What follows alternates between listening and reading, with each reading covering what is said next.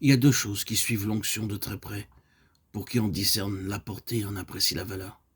La première, c'est que l'enfer s'en émeut et réagit immédiatement.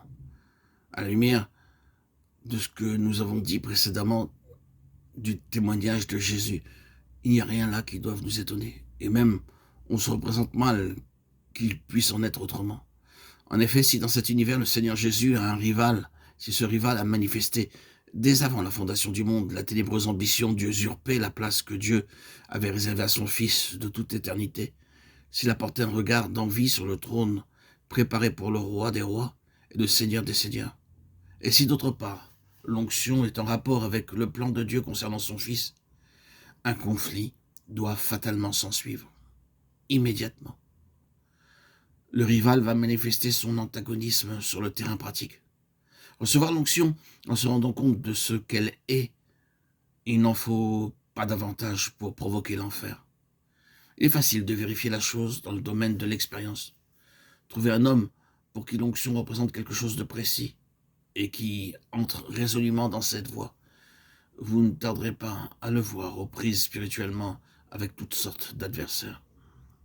Voyez David. L'Esprit de l'Éternel saisit David à partir de ce jour et dans la suite. Or, qu'avons-nous après cela? Presque sans transition, nous voyons surgir l'antagonisme. Et un antagonisme qui se révélera tenace.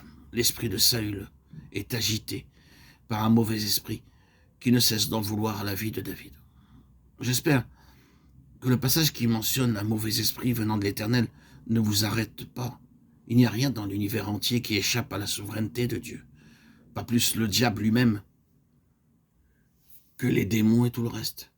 Il ne s'ensuit pas que ces mauvais esprits soient vis-à-vis de Dieu dans des rapports de collaboration bienveillante, intelligente ou même consciente. Cela veut simplement dire que Dieu, dans sa souveraineté, sait faire concourir leur activité à ses propres fins. Nous voici donc en présence de quelque chose de malfaisant, d'une intelligence mauvaise, qui semble avoir juré la perte de celui que Dieu a oint.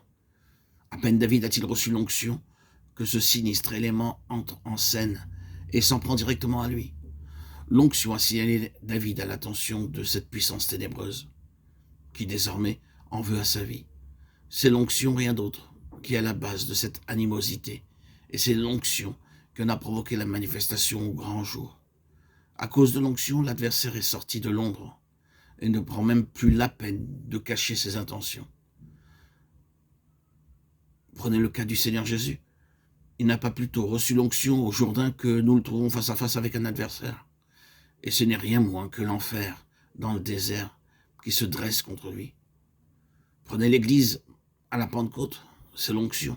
Presque aussitôt, le monde des ténèbres se met en mouvement, non pas tellement contre des hommes que contre l'onction dont ils sont revêtus. Prenez Paul, ce vase d'élection. L'onction vient-elle sur lui? Le voilà poursuivi, persécuté par tous les procédés imaginables. L'enfer ne lui laisse aucun répit. Pourquoi? À cause de l'onction. Voilà donc un des premiers effets de l'onction. Une violente réaction de la part du royaume des ténèbres. Nous pouvons même aller plus loin et dire que la réaction de l'ennemi, d'une manière générale, est proportionnelle au discernement que nous avons de l'onction, de sa valeur, de sa portée.